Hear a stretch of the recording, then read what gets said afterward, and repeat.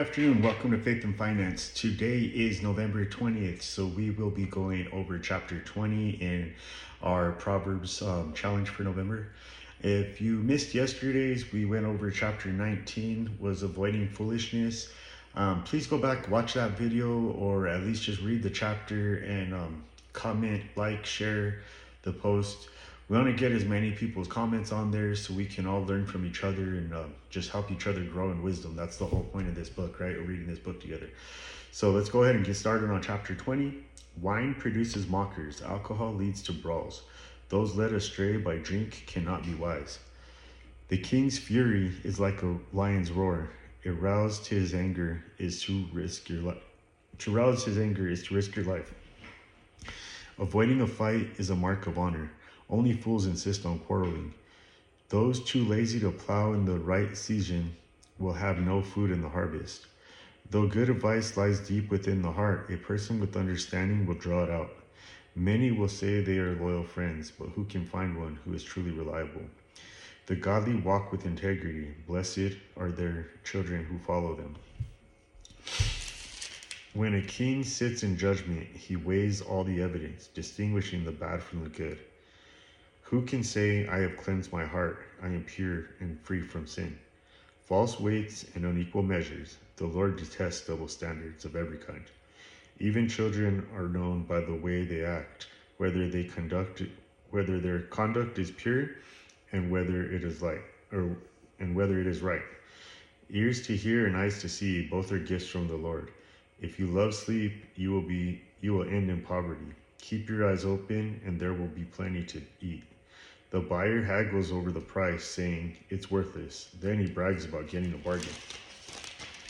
Wise words are more valuable than much gold and many rubies. Get scrutiny from someone who guarantees a stranger's debt. Get a deposit if he doesn't, or get security from someone who guarantees a stranger's debt. Get a deposit if he does it for foreigners. Stolen bread tastes sweet, but it turns to gravel in the mouth.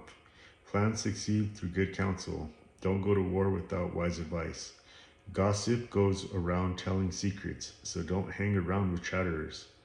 If you insult your father or mother, your light will be snuffed out in total darkness. An inheritance obtained too early is not a blessing in the end. Don't say, I will get even for this wrong. Wait for the Lord to handle the matter. The Lord detests double standards. He is not pleased by dishonest scales. The Lord directs our steps, so why try to understand everything along the way? Don't trap yourself by making a rash promise to God, and only later counting the cost. A wise king scatters the wicked like wheat, then runs his threshing wheel over them. The Lord's light penetrates the human spirit, exposing every hidden motive. Unfailing love and faithfulness protect the king. His throne is made secure through love. The glory of the young is their strength, and the gray hair of the experienced is the splendor of the old. Physical punishment cleanses away evil. Such discipline purifies the heart. So, as I mentioned, there's two sections in here. It's going over the loyal friend, and verse 22 is resisting revenge. So verse 6 says, many will say they are loyal friends, but who can find one who is truly reliable? Proverbs says true friends are reliable, even in difficult times. While many profess loyalty and friendship, they can often be unreliable. Consequently, it can be hard to find someone who is truly reliable. While no one is sinless and there is no perfect friend, we shall seek to become trustworthy and dependable friends. So we all seek out to find loyal and trustworthy friends. But what if instead of trying to find those friends, we become those friends? What if we become those people in general? That goes with everything you do.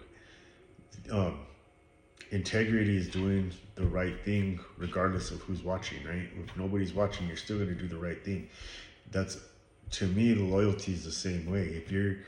If you have integrity, or you're a loyal person, you're going to do right at all times. You're going to do what God wants you to do. And ultimately, it's all about seeking him and seeking his will in everything we do. The word tells us to do everything as we're doing it unto him. So whether that's being a friend, it's being a good employee, an employer, anything, any avenue that we take in our lives, we should be doing it as we're doing it unto God. And if we're doing it for him, that doesn't mean that we're seeking that out in somebody else. Yes, by being that person, we'll attract those people to us, but it's better to start off being that person rather than just being the unloyal person and trying to seek the loyal people. Also says, the interpretation says, in a world of busy schedules, private entertainment options, social media, distractions, and endless commitments, it is easy to lose sight of what it looks like to be a good friend. In order to have meaningful friendships, we must invest time, be vulnerable enough to let our guard down, and forgive when there is a conflict. As we love others, God is honored, and others are sharpened and blessed. So it's another thing is we need to be able to forgive people. We all want to be forgiven. We want God's forgiveness. We want his grace. But in order to gain his grace and his forgiveness, we have to be able to forgive others as well. We have to forgive the rest of his children, right? So now verse 22 says, don't say, I will get even for this wrong. Wait for the Lord to handle the matter. The book of Proverbs encourages those who are wronged to resist revenge and to cultivate patience as they wait on the Lord to right the wrongs. When a man seeks to inflict harm on someone who has harmed him, he acts as a master and judge. We need to realize that only God can repay evil justly. Instead of seeking revenge, believers must trust the Lord to enact justice on their behalf. While the world encourages vengeance, the Bible forbids it. We must never take revenge, not even in small ways. Instead, we are called to entrust matters to the Lord, believing that he will defend us and enact justice.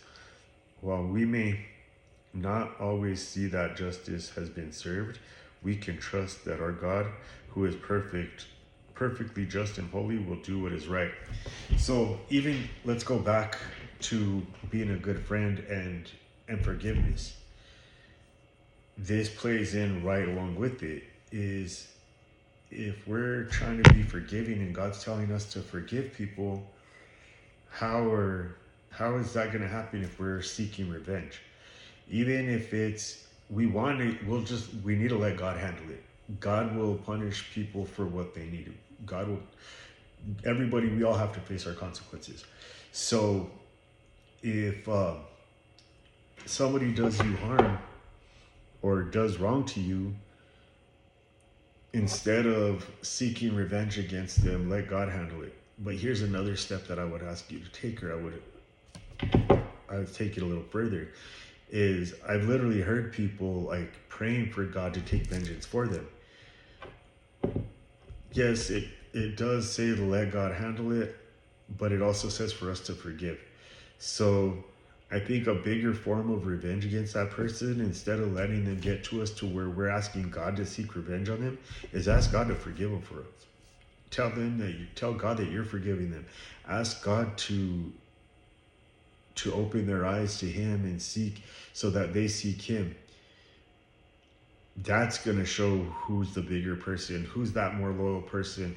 And as we went over before, when we went over forgiveness, forgiveness isn't for that person. It's for him and for you. It's for your relationship with God, not for anybody else that you're forgiving. So if God sees that you're constantly forgiving and you're even praying to him for that person that you normally seek harm to, God will reward you for that. And don't do it for God's rewards, but I mean, ultimately, what I seek every day is when I'm at judgment, I want to hear, well done, good and faithful servant. Once I hear that, I mean, I've done a lot of things to not hear that, so I'm trying to do everything I can so I can hear that. Have a good day. We'll go over chapter 21 tomorrow. It's manage money wisely. And that actually plays along with the rest of this video, because not the rest of this video, the rest of this channel, as the whole channel is about faith and finance. So tomorrow's going to be about managing money. So tune in. Have a good day.